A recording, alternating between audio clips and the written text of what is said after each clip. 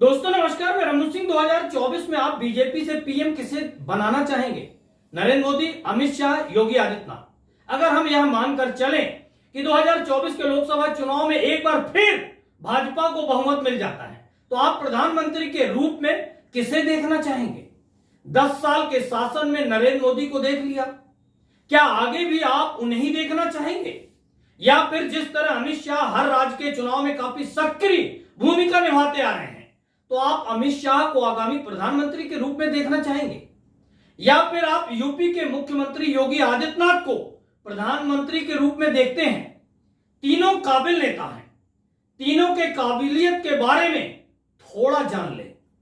मोदी जी के शासन में सफल चंद्रयान तो हुआ, मगर देश के उन गरीबों के पेट तक रोटी का इंतजाम नहीं हुआ जो भुखमरी के रूप में विश्व पटल पर हमारे देश के आंकड़े बनते हैं। मैं चंद्रयान का विरोध नहीं कर रहा हूं, जिनके पेट भरे हुए हैं वह बातें भी चंद्रयान की करेंगे, मगर जिन्हें रोटी नसीब नहीं हो रही, जो भूख से तड़प कर मर जाते हैं, जो विश्व स्तर पर भुखमरी के आंकड़ों के रूप में गिने जाते हैं, उन्हें चंद्रयान नहीं रोटी चाहिए। देश के कई हिस्सों में आज भी कुपोषण व्याप्त है, कई लोगों की कुपोषण से मृत्यु भी हो रही है। कुपोषण यानी पर्याप्त पोषण न मिलना, पर्याप्त भोजन के अभाव में यह लोग मर रहे हैं। विश्व स्तर पर उनके भी आंकड़े पेश होते हैं, मगर मोदी जी को नया संसद भवन बनाना जरूरी था। कुपोषण का दंश झेलने वालों को पर्याप्त भोजन उपलब्ध कराने की प्राथमिकता नहीं थी। मोदी शासन में महंगाई डायन से भस्मासुर बन बैठी, कई परिवारों के ने सामूहिक आत्महत्या कर ली है, मगर मोदी सरकार ने महंगाई कम करने की दिशा में एक कदम, कोई एक निर्णय, कोई एक फैसला लिया हो तो आप बताएं। अब बात करें सुरक्षा की, तो मोदी जी के शासन में ही देश के अंदर पुलवामा जैसे घटना घटित हो गई। पहला सवाल, यह घटना घटित कैसे हो गई?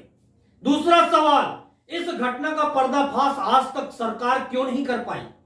अब बात विकास की करें, सैकड़ों करोड़ रुपयों की नई सड़कें तो बनी, बिना उद्घाटन के यह सड़कें, कुछ सड़कें घायल हो गई। कोई सड़क उद्घाटन होने के कुछ दिनों के अंतराल में ही चल बसी, कोई फ्लाईओवर बनते ही टूट गया। यह सब रोका जा सकता है सिर्फ एक नियम बनाकर। वह नियम भी मैं बता सकता हूं, वह नियम सरकार क्या और कैसे बनाए, मगर पहले सरकार स्वच्छ मन तो बनाए कि उसे अच्छा और सच्चा विकास जनता को देना है।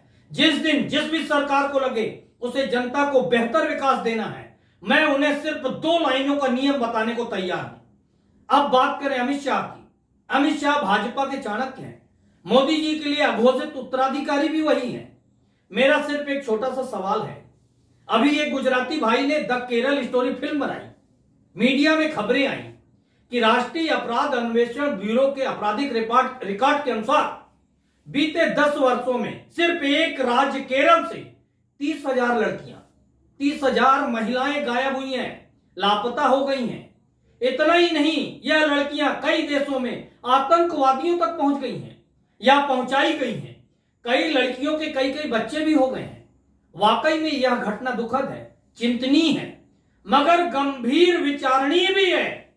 यह महिलाएं, यह लड़कियां देश के बाहर आतंकवादियों तक पहुंची कैसे? यह बड़ा सवाल है।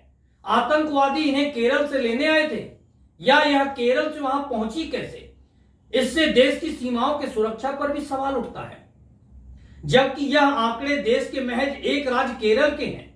अब सबसे गंभीर सवाल, इन बीते 10 वर्षों में 8 से 9 वर्ष का शासन तो मोदी जी का है, गृह मंत्री अमित शाह हैं। गृह मंत्री अमित शाह के रहते देश की सीमा से बाहर 1 या 2 नहीं, 30,000 लड़कियां अन्य देशों में चली गई, आतंकवादियों तक पहुंच गई।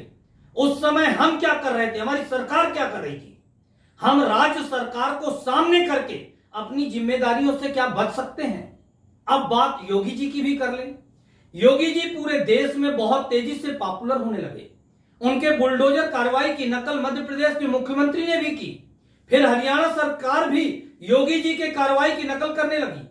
योगी जी देश के किसी भी कोने में जाते हैं तो भीड़ को ढोकर, पैसे देकर, किराए पर नहीं बुलाना पड़ता है, भीड़ उनके नाम से खुद आती है। संभवतः इस पॉपुलैरिटी को मोदी जी पसंद नहीं करते, क्योंकि योगी जी ने जैसे ही उत्तर प्रदेश की दूसरी पारी खेली, उन्हें उत्तर प्रदेश तक सीमित किया जाने लगा है। यहां तक कि पूरे दिल्ली में जहां योगी जी की होर्डिंग्स मोदी जी के साथ देखी जाती थी वह अब नहीं है।